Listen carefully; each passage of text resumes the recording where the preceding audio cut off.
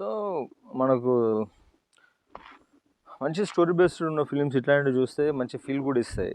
నాకు ఒక 2-3 డేస్ నేను ఫీల్ మర్చిపోలేకపోయినా. అంత బాగా అనిపించింది ఫిలిం. అంత బాధ అనిపించింది కూడా ఈ ఫిలిం.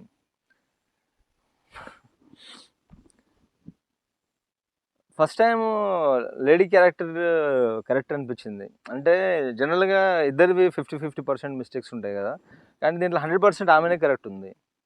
మిస్టేక్స్ అంతా హీరో సైడ్ ఉన్నాయి దీంట్లో. అందుకే నచ్చిందేమో ఫిలిం అందరికీ. అంటే ఆ మిస్టేక్స్ అన్నీ అందరి లోపల ఉంటాయేమో మరి. ఆ పొరపాట్లు చేసే ఆ లక్షణాలు. కాబట్టి అందరూ ఐడెంటిఫై చేసుకుర్రు. అందరూ ఓన్ చేసుకుర్రు కాబట్టి అంత హిట్ అయింది. ఇప్పటికీ రిలవెంట్ ఉందది. ఇప్పుడొచ్చే ఫిలిమ్స్‌కి ఎందుకో అంత లాంగ్టివిటీ ఉండదు. ఎందుకంటే అంత డీప్ స్టోరీ రీసెర్చ్ చేస్తలేరు. ఎక్స్‌పోజింగ్ ఏదో ఫైట్స్, ఎలివేషన్స్ దాంట్లోనే వెళ్తున్నారు గానీ సబ్జెక్ట్ మ్యాటర్ కొద్దిగా ఫోకస్ చేస్తే ఇంకా బాగుంటది చాలా. Thank you.